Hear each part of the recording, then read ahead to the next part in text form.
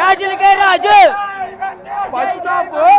First half ఎవరైనా సరే cinema చూసినోడు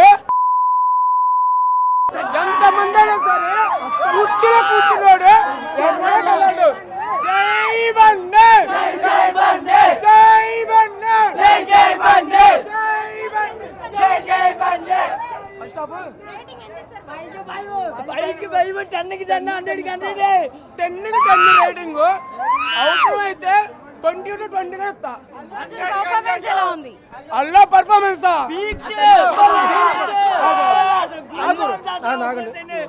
ఇది ఉంది కదా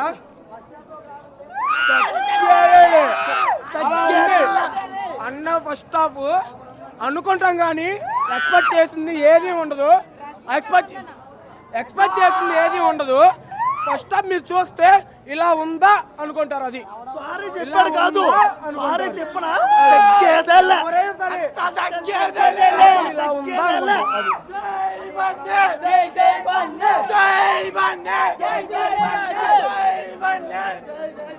ఎవరైనా మాట్లాడారు సరే పుష్ప గాడి రూల్ తర్వాతే.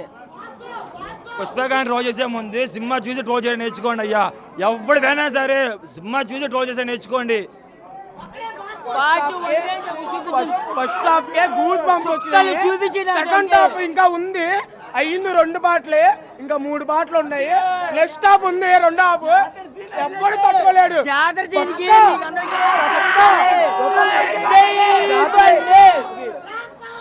ఈ సినిమా తర్వాత అన్నీ ఎవరైనా ట్రోల్ చేయాలనుకుంటా వచ్చి బస్సుకోండి. నా కొడుకులు బాల్ కొనకూడదు అన్న మా షో నుంచి. ఇక ఆ స్టార్ ఈ స్టార్ ఏ స్టార్ లేదు. ఐకాన్ స్టార్ ఫైర్ అనుకుంటావా? Wild fire. సెకండ్ హాఫ్ ఉంటుంది. టాలీవుడ్ అమ్మమ్మ పుష్పరాజు.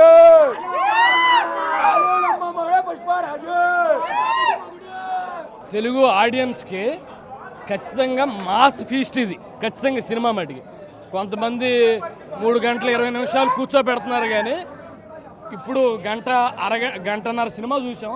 ఈ గంటన్నర సినిమా కూడా ఒక చోట పడిపోయి మళ్ళీ వెంటనే హై లెవెల్లో తీస్తున్నాడు. షెకావత్ సార్ని డౌన్ చేసాడు అనుకున్నాం కానీ వెంటనే మళ్ళీ ఈగో క్యారెక్టర్ బాగా లేపి సినిమా మట్టికి బాగా తీశాడు. చాలా బాగుంది.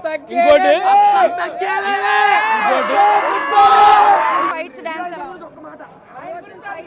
అల్లు అర్జున్కి ఈ మధ్యన కొన్ని సినిమాలు డాన్స్ డౌన్ అయిపోయింది.